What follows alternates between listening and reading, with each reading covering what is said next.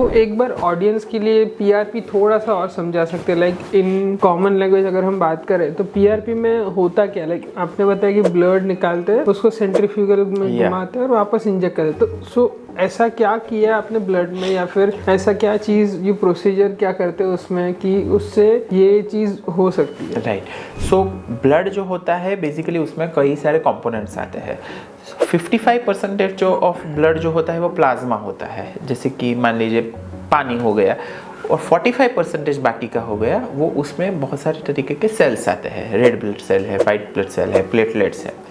उसमें जो प्लेटलेट्स होते हैं वो जैसे मान लीजिए कि एक माइन है, खदान है ग्रोथ फैक्टर्स का, which is very important for बहुत सारी चीज़ों के लिए बहुत ज़्यादा इम्पॉर्टेंट है। तो प्लेटलेट को हम अलग करते हैं। Platelet PRP is basically platelet rich plasma.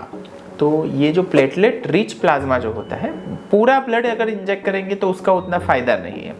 उसमें से सिर्फ और सिर्फ प्लेटलेट हमारे काम के हैं।